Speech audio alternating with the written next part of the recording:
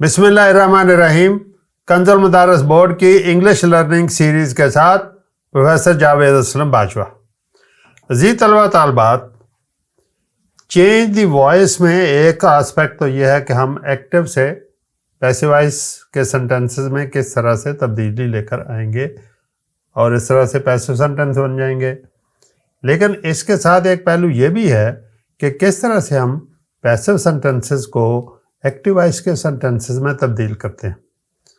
ये प्रैक्टिस अगरचे हमने देखा है कि तलबा तालबात में बहुत कम है, लेकिन बाद दफ़ा एग्ज़ामिनर ऐसा सवाल पूछता है जिसमें एक्टिवाइज की बजाय पैसिवाइज के सेंटेंसेस दिए होते हैं जिनको एक्टिवाइज में तब्दील करना होता है।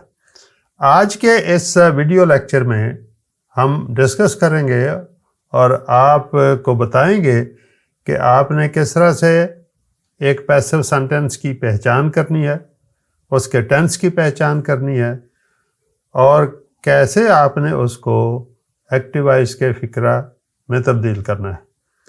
और आज के इस लेक्चर में हम तमाम टेंसेस और उसके बाद फिर इम्पेरेटिव सेंटेंसेस और मॉडल्स के बारे में डिस्कशन करेंगे। इंतहाई अहम लेक्चर है और आपकी बिल्कुल पूरी एग्जैक्ट मरकूज़ तवज्जो की ज़रूरत है ताकि आप इन रूल्स को अच्छी तरह से सीख लें और किसी तरह की कोई एरर न करें। और वैसे भी जब आपके जनरल स्टडी करें, आप टेक्स्ट बुक को पढ़ें, आप न्यूज़पेपर को पढ़ें, तो वहाँ पे बहुत सी सूरतों में सेंटेंसेस पैसिव वॉइस में दिए होते हैं। उनके मीनिंग्स को अंडरस्टैंड करने के लिए और उनको इन डेप्थ जानने के लिए हमें इन प्रैक्टिसेस को अच्छी तरह से समझना होगा और उस पर फिर हम खुद से राइटिंग करते वक्त भी इस्तेमाल कर सकते हैं। और हमें अंदाज़ा होना चाहिए कि अगर पैसिव में लिखा हुआ है तो उसमें फ़ाइल कौन सा है, मफ़ूल कौन सा है, उसमें वर्ब कौन सा है, उसमें टेंस कौन सा है, हेल्पिंग वर्ब कौन सा है। तो आइए बोर्ड की तरफ चलते हैं बिला ताख़ीर और इन तमाम बातों को सीखते हैं कि पहले ओवरव्यू लेते हैं, एक स्ट्रक्चरल व्यू लेते हैं और उसके बाद अंडरस्टैंडिंग लेंगे कि किस तरह से पैसिव सेंटेंस का हमें अंदाज़ा होगा कि ये किस टेंस का है, कौन से फीचर्स हैं, कौन से क्लूज़ हैं जो वहाँ से हमें गाइड करेंगे और उसके बाद हम उसके लिए एक्टिवाइज सेंटेंस की कौन सी स्ट्रक्चर इस्तेमाल करेंगे।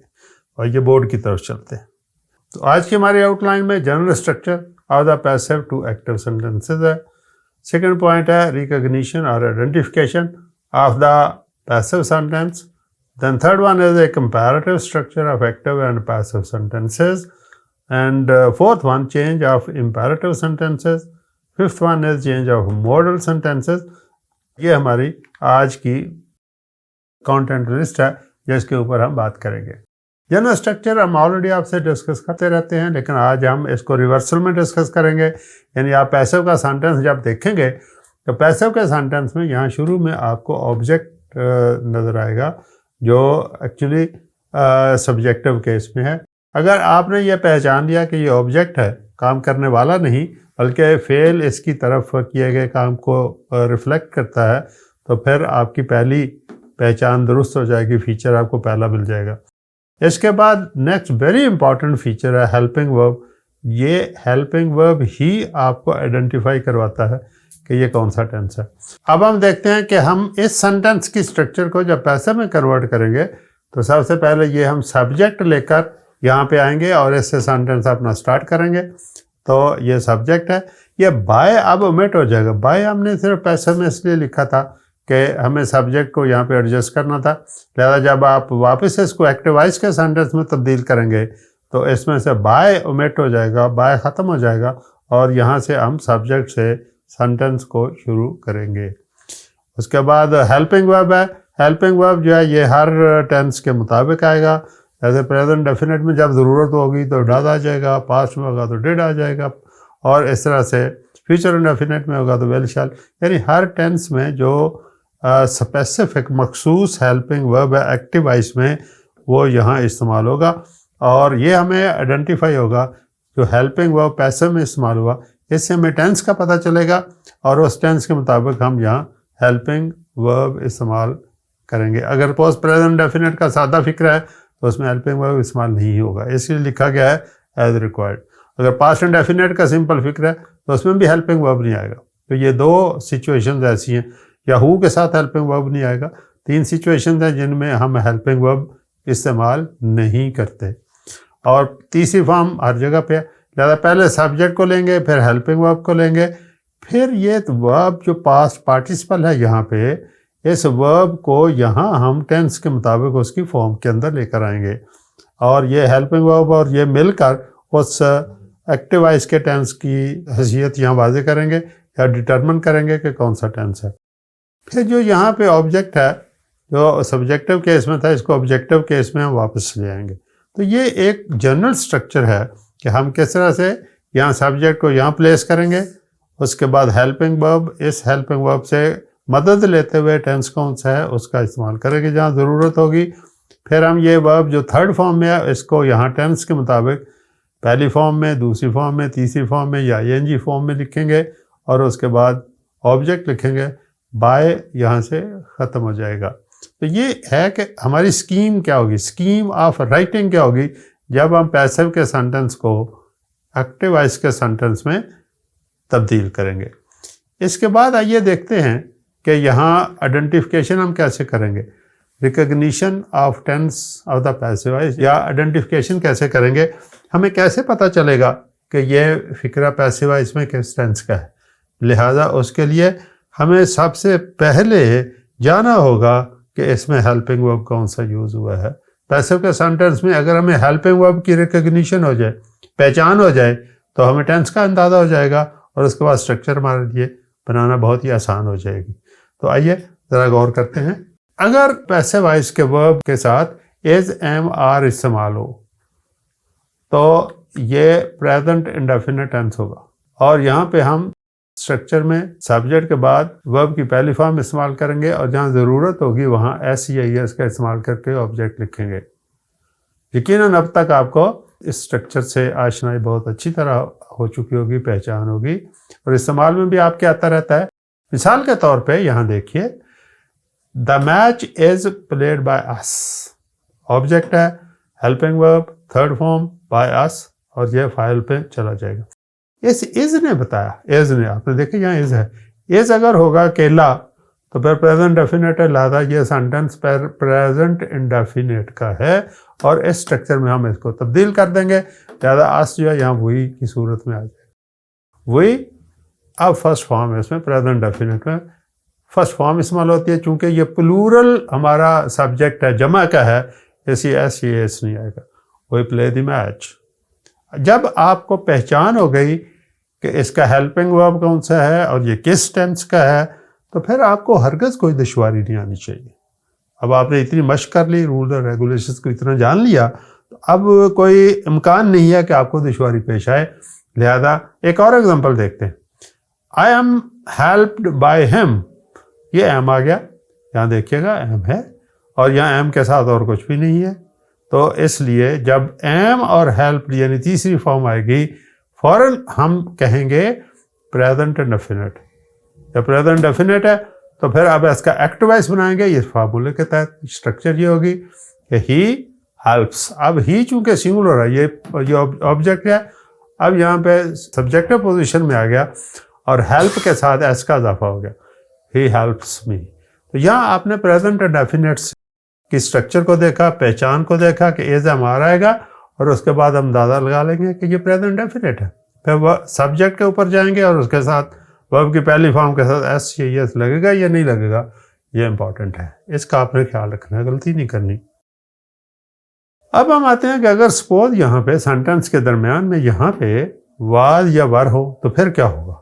अगर ये वाज या वर होगा तो ये पास्ट इंडेफिनिट होगा, और पास्ट इंडेफिनिट की स्ट्रक्चर है कि सब्जेक्ट के बाद वर्ब की सेकेंड फॉर्म आएगी और फिर ऑब्जेक्ट आएगा। जब ये सूरत हाल होगी तो फिर हम कैसे और किस तरह से एक एक्टिव वॉइस के सेंटेंस को एक पैसिव वॉइस के सेंटेंस में तब्दील करेंगे। तो आइए देखते हैं एग्जांपल में, the race was won by the turtles, कछुआ रेस जीत गया। तो यहाँ पे आप देख लें ऑब्जेक्ट है, पास्ट के लिए वॉज है और वन थर्ड फॉर्म है। तो जब वॉज और थर्ड फॉर्म है तो टेंस पास्ट इंडेफिनिट है।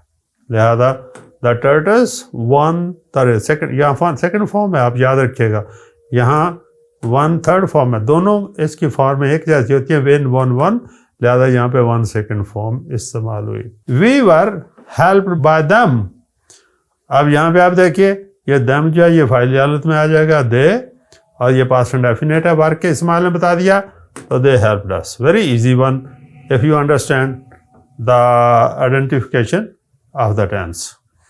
वेल शैल एंड बी अगर यहाँ पे इस्तेमाल हो फिक्र के अंदर, यहाँ पे वर्क की जगह या यहाँ इसकी जगह वेल शैल और बी, तो यकीनन ये फिक्रा फ्यूचर इंडेफिनिट का होगा, और इसमें सब्जेक्ट के बाद वेल शैल वर्ब की फर्स्ट फॉर्म और ऑब्जेक्ट इस्तेमाल होगा। जैसे आप अब इन एग्जांपल्स में देखेंगे, this book will be bought bye me, will और साथ बी इस्तेमाल हुआ, जैसे ही बी इसके साथ इस्तेमाल हुआ और यहाँ पे ऑब्जेक्ट आया, आपने फ़ौरन पहचान लिया कि ये फिक्रा पैसिव वॉइस का है, और विल की वजह से ये फिक्रा फ्यूचर इंडेफिनिट का है। लिहाजा आपने अब इसको एक्टिव वॉइस में कन्वर्ट करना है। ये मी जो है ये फाइल हालत में चला जाएगा, I shall buy this book, very easy one. यहाँ हमने आपके साथ जो है इंडेफिनिट टेंसेस की मशक की है, प्रेजेंट इंडेफिनिट, पास्ट इंडेफिनिट और फ्यूचर इंडेफिनिट, और आपने प्रेजेंट में इज, पास्ट में वाज और वर, यहाँ इज एम आर, और यहाँ पे आपने विल बी या शैल बी से पहचान करके उसके मुताबिक आपने एक्टिव वॉइस की स्ट्रक्चर को इस्तेमाल किया। तो अब हम जो है वो कंटिन्यूस टेंस की मशक करते हैं और कंटिन्यूस टेंस को सीखते हैं। आप देखेंगे कि यहाँ पे इज एम आर और बीइंग इस्तेमाल हुआ। ये बीइंग जो है ये हमारे पास टिप है, ये हमारे पास रिकॉग्निशन टूल है कि जब भी टेंस के अंदर इज एम आर के साथ बीइंग इस्तेमाल होगा तो ये प्रेजेंट कंटिन्यूस टेंस होगा। बीइंग ने बताया कंटिन्यूस है और इज एम आर ने बताया कि ये प्रेजेंट है, लिहाजा ये प्रेजेंट कंटिन्यूस है और इसकी स्ट्रक्चर एक्टिव वॉइस में सब्जेक्ट के साथ इज एम आर और वर्ब की आईएनजी फॉर्म आएगी, वर्ब के साथ आईएनजी इस्तेमाल होगी और ऑब्जेक्ट आएगा। आइए एग्जांपल से देखते हैं। एग्जांपल पहले वाली है कि food is being cooked bye हर, और यहाँ आप देख रहे हैं इज और बीइंग इस्तेमाल हुआ। इज ने बताया कि यह प्रेजेंट है और बीइंग ने बताया कंटिन्यूस है, लिहाजा हमारी पहचान हो गई कि यह प्रेजेंट कंटिन्यूस का सेंटेंस है। अब इसको एक्टिव वॉइस में जब तब्दील करेंगे तो ये स्ट्रक्चर लिखेंगे। अब हर जो है ये जब फाइली हालत में यहाँ आएगी तो ये शी बन के यहाँ पे इस्तेमाल होगी। शी और प्रेजेंट है तो इज है और आईएनजी की फॉर्म है तो कुकिंग है। She is cooking food. इस सेंटेंस की एक्टिव वॉइस में तब्दीली के बाद ये सेंटेंस बना शी इज कुकिंग फूड। एक और एग्जांपल देखिए, ये प्लूरल में हमने एग्जांपल ली, trees are being planted by us. तो ट्रीज आर बीइंग, बीइंग ने बताया कंटिन्यूस है, आर ने बताया प्रेजेंट है। आइए देखते हैं, we are planting trees. Good, बिल्कुल ठीक है, वी के साथ आर इस्तेमाल हुआ। अगर यहाँ पे हेल्पिंग वर्ब वाज और वर के साथ बीइंग हो तो यकीनन ये पास्ट कंटिन्यूस होगा और उसके लिए एक्टिव के स्ट्रक्चर में सब्जेक्ट के बाद वाज वर, वर्ब की आईएनजी फॉर्म और ऑब्जेक्ट इस्तेमाल होगा। एग्जांपल में देखिएगा, वाज़ेह हो जाएगा। The door was being closed by him, और इसकी पैसे बनी, यहाँ पे हिम को ही में कन्वर्ट करके ले आए, he was closing the door.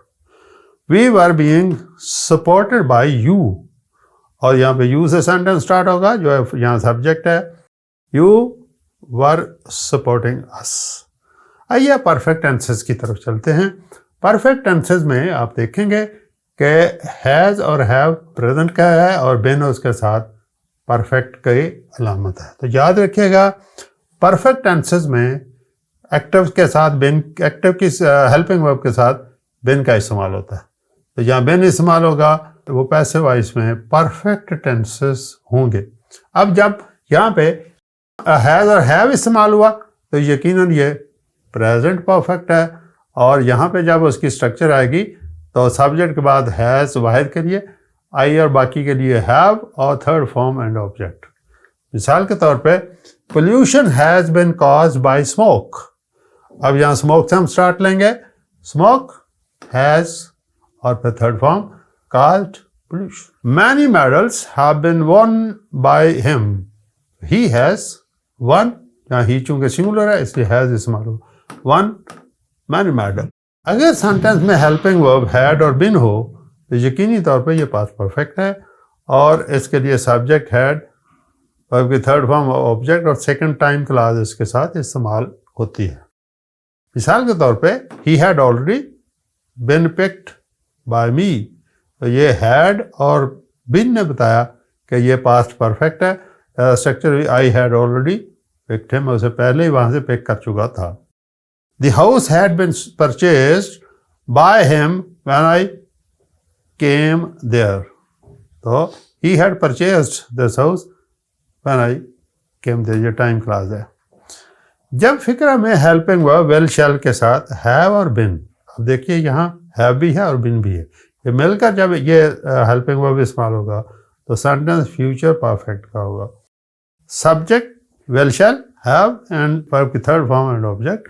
मिसाल से देखिए, my work will have been completed by me before the sunset. अब will, have, been and third form, ये इसने बताया कि ये फ्यूचर परफेक्ट का सेंटेंस है और हम मी को फाइली हालत में लेकर आएंगे तो आई से शुरू होगा। I shall have completed my work before the sunset. जी तलबा तालबात, यहाँ हमने इस्तेमाल किया है मुख्तलिफ टेंसेस को। अब हम आपके सामने इम्पेरेटिव सेंटेंसेस की बात करेंगे।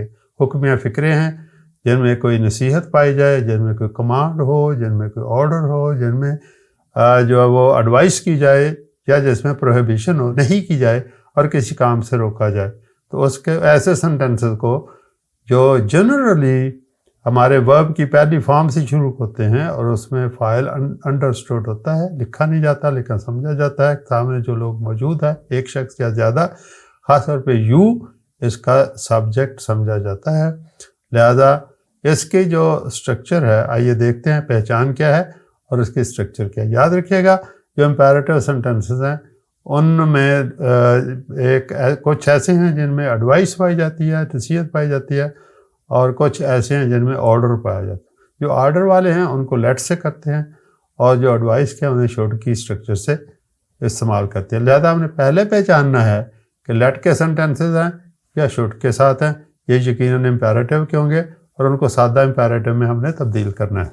आइए मिसाल देखते हैं। तो हमने देखा यहाँ पे कि लेट पहली स्ट्रक्चर हमारी है let object be and verb की थर्ड फॉर्म के साथ अगर स्ट्रक्चर हो, मिसाल के तौर पर let the door be shut. अब देखें लेट होगा, ये ऑब्जेक्ट है, ये बी और third form, late the door be shut. तो हमें लेट और बी से अंदाज़ा लगाना है कि ये इम्पेरेटिव हुक्मिया फ़िक्रा है, लिहाजा शट द डोर, लेट ख़त्म हो जाएगा, बी भी ख़त्म हो जाएगा और पहली फॉर्म आएगी और शुरू में आ जाएगी और सब्जेक्ट नहीं होगा। इन बातों का ख्याल रखना है कि शट द डोर इसका एक्टिवाइज होगा। एक और एग्जांपल देखिए, let the fire be extinguished. Extinguish है बुझ जाना, let the fire be extinguished. अब लेट और बी ने बताया कि ये पैसिव है और ये भी बता दिया कि ये इम्पेरेटिव है। अब आप बहुत ही आसानी से यहाँ से वर्ब पिक करेंगे, उसकी पहली फॉर्म से स्टार्ट करेंगे और आगे ऑब्जेक्ट लगा देंगे, एक्सटिंग्विश द फायर। अब अगर दूसरा स्ट्रक्चर हमने इस्तेमाल कर रहे हैं जिसमें एडवाइस है तो वो ऐसे होगा कि अब ऑब्जेक्ट पहले आ जाएगा। यहाँ आपने देखा था एक्सटिंग्विश से इस्तेमाल हुआ या यहाँ लेट से इस्तेमाल हुआ तो यहाँ पे वर्ब की पहली फॉर्म लगी, या ऑब्जेक्ट से इस्तेमाल हुआ और शुड भी आया। जब हम एक्टिव में बनाएंगे तो शुड की कंसिडरेशन नहीं होगी, इस वर्ब की पहली फॉर्म से इस्तेमाल करेंगे। ऐसे आप देखें verb and object, verb object और आगे कॉम्प्लीमेंट्री चीज़ें, तो ये इम्पेरेटिव ऑब्लिगेटरी है। मिसाल के तौर पे देखिए, healthy food should be eaten, healthy food should be eaten. तो यहाँ से हमें शुड बी से पता चला कि इम्पेरेटिव ऑब्लिगेटरी है, अदा ईट हेल्दी फूड, पहले वर्ब की पहली फॉर्म और उसके बाद ऑब्जेक्टिव केस ये object. The medicine should be taken, तो take the medicine. Let negative में लेट ऑब्जेक्ट नॉट या नेवर बी और थर्ड फॉर्म, और अगर शुड वाला है एडवाइस है ऑब्लिगेशन है तो ऑब्जेक्ट शुड बी और वर्ब की थर्ड फॉर्म इम्पेरेटिव, और यहाँ पे डू नॉट या नेवर से शुरू करेंगे और उसके बाद वर्ब की फर्स्ट फॉर्म और ऑब्जेक्ट इस्तेमाल होगा। मिसाल से देखिए आपको वादे हो जाएगा, let your house not be sold.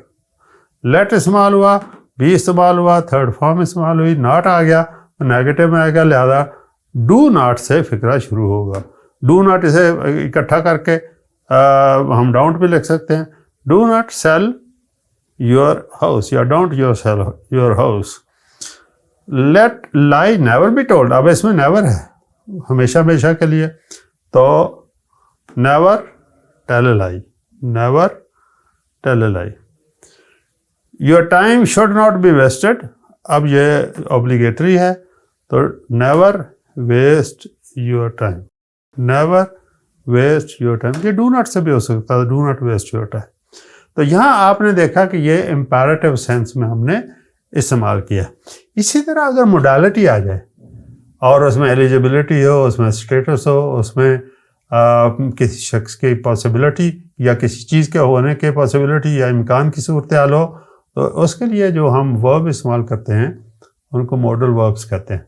और अगर मोडालिटी में मॉडल वर्ब्स की पैसिव के सेंटेंसेस हों तो उनकी पहचान करनी है और उनको सिंपल एक्टिव वॉइस में तब्दील करना है। आइए स्ट्रक्चर और एग्जांपल से देखते हैं। लिहाजा मॉडल्स की आप हमने एक दफ़ा फिर डिफाइन कर दिया कि ये एबिलिटी, प्रोबेबिलिटी, पॉसिबिलिटी और ऑब्लिगेशन को जाहिर करते हैं और in respect of status, strength और कैपेसिटी को जाहिर करते हैं। तो इनके लिए ये फॉलोइंग मॉडल्स हमने उसकी डिटेल भी कुछ की दे दी है। कैन है, कुड है, मे, माइट, वुड, शुड और टू और मस्ट, ये एक उसकी तफसील है। आइए हम एग्जांपल से वाज़ेह करते हैं कि कैसे इसको सॉल्व करना है। हमारे पास जो पैसिव का सेंटेंस आएगा वो ऑब्जेक्ट, मॉडल वर्ब और बी और थर्ड फॉर्म से आएगा, और हम इसको पहचान करके, जैसे आप देखिए, it can be lifted by me, it can be lifted by me. अब कैन और बी ने बताया कि ये कैन मॉडल है, बी इस्तेमाल हुआ, थर्ड फॉर्म साथ इस्तेमाल हुई, ये पैसिव वॉइस है। और इस की जब हम एक्टिव वॉइस बनाएंगे तो हम इस्तेमाल करेंगे subject, modal verb, first form. जैसे आप देखेंगे आई कैन लिफ्ट इट, तो यहाँ पे मी आई में तब्दील हुआ, कैन उसी तरह रहा, बी ख़त्म हो गई, थर्ड फॉर्म पहली फॉर्म में आ गई और यहाँ पे उसका ऑब्जेक्ट आ गया जो यहाँ पे फाइली हालत में था। कोड की एग्जांपल देखें, he could not be manage by you, तो यहाँ पे यू कुड नॉट मैनेज। याद रखिएगा फर्स्ट फॉर्म इस्तेमाल होती है एक्टिव वॉइस में, पैसिव वॉइस में थर्ड फॉर्म इस्तेमाल होती है। यहाँ बी इस्तेमाल हुआ था, हर एक्टिव सेंटेंस से बी ख़त्म हो जाएगा क्योंकि ये निशानी थी और इस्तेमाल था पैसिव वॉइस के लिए। This book may be bought by him, तो मे इसमें मॉडल था, he may buy this book, he may model first form. Australia might be defeated by Pakistan, might, Pakistan might defeat Australia. It would be completed soon by me, तो would B ने बताया कि यह model का इस्तेमाल है और एक्टिव वॉइस होगा I would complete it soon. English should be learned by you, should है, ऑब्लिगेशन है, वीक ऑब्लिगेशन है, तो you should learn English. The needy ought to be helped by us, तो ought टू इस्तेमाल हुआ, we ought to help the needy. Law must be followed by everyone, और everyone must follow law. तो जी तलबा तालबात, आज हमने ये सीखा कि पैसिव वॉइस के सेंटेंसेस अगर हमें मालूम हो तो उसको एक्टिव वॉइस के सेंटेंसेस में तब्दील कैसे करना है। ये रिवर्सल का फार्मूला था जिसे हमने मुख्तलिफ टिप्स के ज़रिए से आइडेंटिफाई किया, रिकग्नाइज किया, और उसके बाद हमने उसके स्ट्रक्चर को जो एक्टिव वॉइस में इस्तेमाल होती है उसकी मदद से हमने एक्टिव वॉइस के सेंटेंसेस इस्तेमाल की है। मुझे यकीन है कि इंशाल्लाह आपने ये अच्छी तरह से अज़बर कर लिया होगा। कॉम्प्रीहेंशन आपकी माशाल्लाह पहले ही बहुत अच्छी है, तो बहुत अच्छी तरह तैयार भी कर लेंगे आप इसको। और अगली वीडियो में, लेक्चर में, हम आपके साथ इस तमाम पैसिव की स्ट्रक्चर की मशक करेंगे ताकि हम फीडबैक भी ले सकें, आपको एक एक्सरसाइज भी मिल जाए और आपको सीखे गए प्रिंसिपल्स को एक दफ़ा अच्छी तरह इस्तेमाल करने के बाद आपको कॉन्फिडेंस भी आए कि आपको वाकई पैसिव वॉइस से एक्टिव वॉइस में कन्वर्ट करना भी आता है। अगली वीडियो तक के लिए प्रोफेसर जावेद असलम बाजवा को इजाज़त दीजिए। अल्लाह हाफिज़।